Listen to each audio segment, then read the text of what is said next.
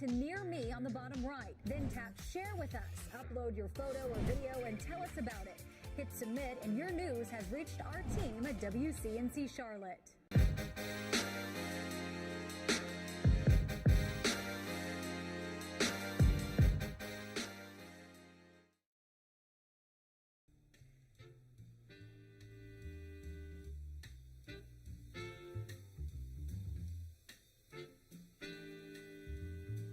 So when the past meets the present, it's a gift, but in this case, it is more like art. Charlotte's historic Black culture being remembered and celebrated in murals throughout the city. One inspired artist is behind nearly a dozen of those murals, and WCNC Charlotte's Brianna Harper got a chance to chat with him about how he brings these art visions to life. A little spray paint here and there, helping to paint the bigger picture. I really have enjoyed doing murals and just working big and doing something purposeful. That's Abel Jackson behind the mask, a professional artist for 20 years whose signature can be found posted on murals he's made all across Charlotte, many of them highlighting history. When we look at our history, sometimes we see the devastation and we don't see what's still here. Here near the corner of South Boulevard and 3rd Streets in Uptown is a look at historic Brooklyn. To uplift the community, just show what Negro Wall Street is. Jackson says he wanted to recreate the Mecklenburg Investment Company and Grace AME Zion, two cornerstones of the community at the time. I wanted to highlight some of the leaders of the community that helped to build these organizations. Along with showcasing the Black youth those leaders are now inspiring. And whether that inspiration is found on this block or the next, Jackson wants to make sure the art and the artist give a meaningful message. A variety of us are working in different mediums and doing different things, so it's a very strong, important, powerful community. Brianna Harper, WCNC, Charlotte. So have you been paying attention at the pump lately? Those gas prices are rising, and it sounds like the pain at the pump could continue. Hard to ignore. WCNC Charlotte's Carolyn Bruck is here to help us. Carolyn, you have a few tips for making that tank of gas last longer. I'm all ears. That's right. So yesterday I actually filled up my car, and I felt like I was paying an arm, a leg, and then both, because it was very expensive. And we're not imagining this. It really is a lot more expensive. So this is the cost per gallon for a regular a gallon of gas. Right now, North Carolina, $3.15. South Carolina, you'll pay $3.10. So this gives us some perspective on just how much more. Because 1 year ago, at this very same time, it was $2.29 a gallon in North Carolina and $2.18 in South Carolina, which means we're paying 86 cents more a gallon here in North Carolina and 92 cents more a gallon in South Carolina. So this is why we have 4 ways for you to save money on fuel, because we want you to be smiling. Are you ready for the first one? Slow down. It's something super simple. Slow down. Aggressive driving not only makes you probably not a nice or happy person, but it lowers your gas mileage up to 30% on the highway and up to 40% when you're in stop and go traffic. So just slow down and you can save fuel that way. Number 2, keep up with the maintenance. You know that check engine light that's been on in your car for like the last 6 months? It's on for a reason. If you fix a serious issue, it can not only improve the function of your car, but it can improve gas mileage by as much as 40%, and that's a lot. The third thing, take care of your tires, and this is super easy. You want to maintain proper tire pressure because that can improve gas mileage by up to 3%. Get rid of the junk, not the junk in your trunk. Nope. The junk on top of the trunk. Really, the cargo, you know, when you see people with the roof racks and they're carrying around stuff, hauling heavy items on the roof, it really hurts the fuel economy. Roof cargo at 65 miles an hour can reduce gas mileage by up to 25%. So just think of that. If you need to haul things, haul it, be done with it. Don't keep it on your car for a long time because that hurts. We want you smiling. These are 4 ways to save money on fuel. Did you learn something, guys? Mm-hmm. Aggressive driving, that's the hardest thing for me. Junk in the trunk, that's hard for me. I mean, I'm serious actually about the junk in the trunk When I say junk in the trunk, you know, you got to listen up to that. I feel like I'm gonna get a lot of grief for this, but I'm serious about the junk in the trunk. So I moved here 2 years ago, just a couple months, I finally took out some of the last boxes out of my trunk. So I'm serious So listen, about the junk in the trunk. You're saving money already. So I feel good about this. All right. For a lot of reasons. All right, Carolyn, we're feeling good. Thank you. Where's the money? WCNC Charlotte answers that question every day. We're here to make a difference. Email money to WCNC Charlotte and ask, where's the money? 5:14 right now. Time to connect the dots. We make the news make sense. Tax time is never fun, but this year it will be incredibly difficult for the IRS dealing with COVID and labor shortages. So it is taking action now to process all those returns. The labor shortage is impacting nearly every industry, including the IRS. Let's connect the dots. Bloomberg reports the IRS is facing a backlog of almost 10 million unprocessed returns from previous years. That's 10 times the normal amount. IRS staffing has been subjected to repeated cuts and now sits at its lowest in decades. At the same time, pandemic aid and child tax credit amounts from last year will need a lot of attention to keep up with the ever-changing tax law. Faster business creation in 2021 also means more new owners will be submitting lengthier tax forms. So what is it doing to fix the problem? The IRS is reshuffling more than 1,000 employees to focus on the backlog of unprocessed tax returns, calling it an all-hands-on-deck situation. They plan to keep this up for the next 8 months to hopefully put a dent in all that work. And that is connecting the dots. Right now at 4, we continue to celebrate the life and legacy of former Miss USA and Charlotte native Cheslie Kryst. She died by suicide on Sunday in New York. Latoya Evans, a spokesperson for the family, joining us now. So Latoya, first, we have to ask you because, yes, she's a client of yours, but she was also a good friend. How are you doing? It's been a rough few days. I spoke with Cheslie just days before her death. In fact, we were even scheduled to have a meeting today. So it's been rough, but I'm committed to helping to continue her legacy while she's gone. There's an Instagram post that you put up, and we have it here. And yes, you said in this post, you say that you just spoke with Cheslie a couple days before her death. And in it, you say, I could hear her smiling through the phone. And then you recount the time that she came to your house right before the Miss USA competition, and you told her she could have the pick of whatever in your closet. You wrote about her laughter a lot in this, and you said, quote, Cheslie was full of laughs and life. And I think this is what's so difficult. This is what's so difficult for people to understand, because she seemed to be so full of life, someone who was so happy. But it makes us wonder, how could she have been in so much pain? How did people miss the signs? And as I always say, Carolyn, there were no signs. And that's because Cheslie, as bright and intelligent and as beautiful as she was, she never wanted to burden anyone. Her gift was her light. And in that, she didn't share the true story of her depression until, unfortunately, very shortly before her death. So there were, again, no signs to really see. As I talked to family and friends and reflect on my own company's experience, there were no signs because she didn't want us to see any signs. She didn't want to bother anyone. She didn't want to hurt anyone. And that's just how Cheslie was. She wanted to bring joy to everyone that she met. I know that one of the organizations that's near and dear to her heart is Dress for Success. And the statements that her mother put out yesterday said, in lieu of any sort of flowers or things like that, to donate to this organization. Why was this organization in particular so important to her? I believe Dress for Success was important to her, just like she was the giving person that she was. She wanted everyone to have an opportunity and for everyone to have a shot at success.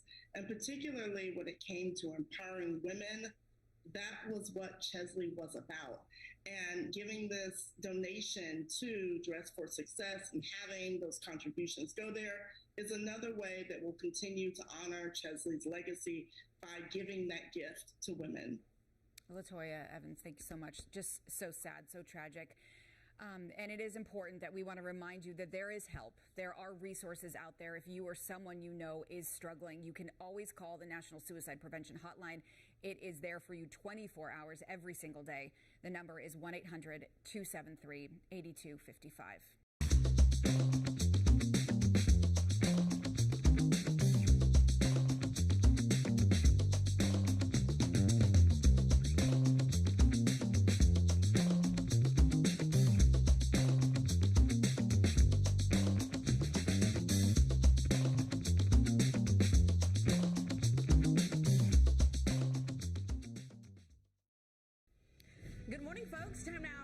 6, and curling is still in full swing as we gear up for the opening ceremonies at the Beijing 2022 Winter Olympic Games. All men and women events are taking place at the Beijing National Aquatic Center, also known as the Ice Cube. But if you just so happen to have missed your Olympic spot this year, this morning we're telling you where you can still slide into action here in Charlotte. Most curling is a 4-member team. There is a game called mixed doubles, which is 2-person. Okay. Excitement for the Winter Olympics is in the air at the Charlotte Curling Association. Well, first off, we are the defending gold medal champions, so let's get that on the table, all right? Yes! Nice! Steve McKee, the president of the organization, says the nonprofit has been home to future Olympians and those who like the sport on Homicide Road since 2014. In the 2010 Olympics, I was watching it on TV, and I was like, they're curling in Charlotte. And the club was just starting up at that point. Sweet! Hard! Charlotte Curling Association is run by all volunteers. The sport is available to all ages, families, and even those who are disabled. There's a camaraderie and a kinship among curlers. So much so, the month of February is booked and busy at the nonprofit. Every night we've got a learn to curl or a team building corporate event going on, which is, the great equalizer because no one's curled before. That's some serious sweeping. Also, to celebrate the Olympics, Charlotte Curling Association is hosting Joe Polo. Polo, a member of the gold medal team in 2018, will teach folks how to curl firsthand at the end of the month. He's going to be here with the team that is affectionately referred to as the Young Bucks. Okay. They are the up-and-coming team. I would expect to see the Young Bucks at the next Olympics. Hey, good sweep. Good sweep. Let's just say, Steve and I are getting ready to slide into the next Olympics, so beware. I think you got it. I think so too. We had so much fun. It was high energy, but guess what? You can get involved as well. We're going to have that information on how you can curl at Charlotte Curling Association on our website, WCNC.com. So y'all have to try it. So what did surprise you? What surprised you the most about it? Like what, having never done it before? So, for example, the rock is 42 pounds of granite. Wow. And that was interesting. So it would get stuck, kind of. So you would have to really kind of like push it a little bit, as you're sliding across. But it was so interesting. I walked in not knowing anything. So now when you watch curling, you're going to know what they're doing. You're going to be yelling at your TV. Yes, thanks to Steve. Steve was a great teacher. I tell you, one thing about it is the great thing when I did it a few years back, you don't have to have ice skates. You don't have to be able to ice skate. Yes. You have those special curling things they put on your shoes. I tell you what, it's amazing. And the fact that you're sliding along there, like you did a great job with that. Thank Ruby, you. you look like a natural. Thank you. It was Steve. He understood my learning. Love it. You're a good sweeper. So amid rising attacks against guards and critical staffing shortages, the Mecklenburg County Sheriff's Office is moving inmates out of its jail, transferring some, potentially releasing others. The Sheriff's Office is still working out all those details, but that decision follows a state jail inspection that identified what was called an imminent threat to the safety of inmates and staff and a failure by the agency to meet some minimum standards. This confirming what our Defenders investigation uncovered just weeks ago. The Defenders' Nate Morabito learning 2 days before jail inspectors arrived, one guard found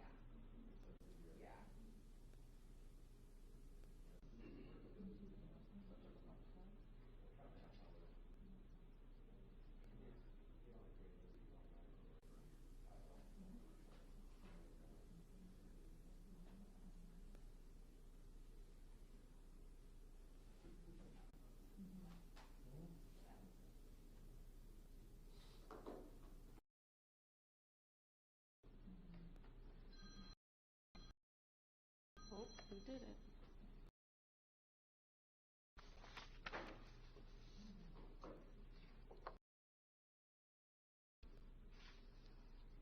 All right. Is everybody good? Just wait for me to shut the door back there. Good. All right. Good afternoon, everybody. Thank you for coming here on such short notice. My name is Sergeant Odette Saglin-Benny with the Huntersville Police Department. So we've asked you to come here today because we need you, the public's assistance, in identifying a victim in a homicide investigation that began on January 21st or 26th of this year. I just want to go ahead and say that in an effort to maintain the integrity of the investigation and the fact that this is a very active, ongoing investigation and we are very early in this investigation, we will not be taking any questions at the conclusion of this conference. Now, if you need me to go back and clarify anything that I said, or if you need me to repeat something, I'm more than happy to do that. But again, we're not going to take any questions at the conclusion of this conference. All right. On the 26th of January, our agency received information from the Charlotte Mecklenburg Police Department regarding a potential homicide victim in Huntersville. That same day, Huntersville police officers obtained and executed a search warrant at 12237 Comanche Road in Huntersville. Later on that same day, Charlotte Mecklenburg Police Department assisted in our search efforts with a cadaver dog. Once that cadaver dog alerted to the presence of human remains on the property, the scene continued to be secured throughout the night so we could search it more in depth that following morning. The morning of the 27th, human remains were located in a shallow grave behind the mobile home that was located on that property. On January 27th, Christopher John Nailor was charged with first-degree murder, kidnapping, and concealing a death, and he is currently being held without bond at the Mecklenburg County Jail. We also identified another suspect in this case. Since the beginning of our investigation, that second suspect has been in custody in another state on unrelated charges. Detectives with our agency are seeking charges on that suspect. We do not believe there are any other individuals involved in this homicide. The two that we have identified are the sole suspects involved in this case. We have since located video of the suspected victim that's involved in this homicide. She's described as a white female, approximately 5'7" tall. So you can see in this still photo here, she's wearing a t-shirt, shorts, and dark shoes with white soles. She was also wearing a silicone ring on her left hand. It's believed that she was picked up on August 4th in the area of Sugar Creek and 85 at 2:15 in the morning by our two suspects. So we're going to show you two videos now. The first one is going to be in slow motion, and the second one is going to be in real time. So on August 4th, at about 2:41 in the morning, you can see the victim in the video that we obtained from the suspect's property. We know that it's kind of hard to make out. Somebody can recognize her or her distinct mannerisms. We suspect that the victim has been missing since about July 2021. We do not have any open missing persons cases in Huntersville to locate any reported missing match her description. So we're here asking you if you know anybody, particularly a female that matches this description, who's been missing from the area or the surrounding area since about July 2021, or you can identify this victim, we please ask that you contact Lieutenant Sean Freeson of the Criminal Investigations Division with our agency, 704-464-5354. And again, we have provided you guys with the videos and the still photo that we have. We will make sure that you get that at the end of this. That is all the information that we have right now. If you guys need me, again, to clarify something or if you need me to repeat anything, please let me know. But again, we're not going to take any additional questions. All right. She was not known to the suspects either? I'm sorry? The suspects don't know who she is either. So that's still part of the investigation. Again, like I said, we're not going to answer. We don't have a lot of the answers right now. This is why we're coming to you guys. We're still very early in the investigation, so we don't know a lot of these answers yet. And you said she doesn't match any missing persons reported in Charlotte, Huntersville area? She does not. We have not been able to locate anybody that matches her particular description that's been missing. Again, we don't have any cases in but she doesn't match any of the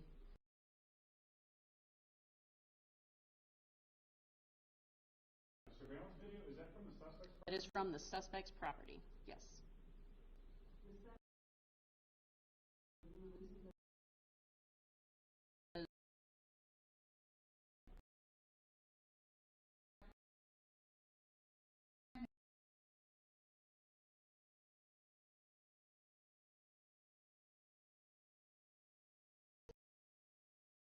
Sure. You said, I know you can't say much, you said she was missing at the end of July. I just want to clarify.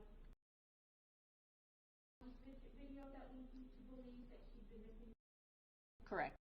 I believe that this person in the video is the victim in our homicide, and the suspects picked her up on August 4th of last year, 2021, at about 2:15 in the morning in the area of Sugar Creek and 85. So that's who we believe this is here in the video that was walking in front of the suspect's home at 2 the same morning. So that's really all the information that we have. If she went missing in July.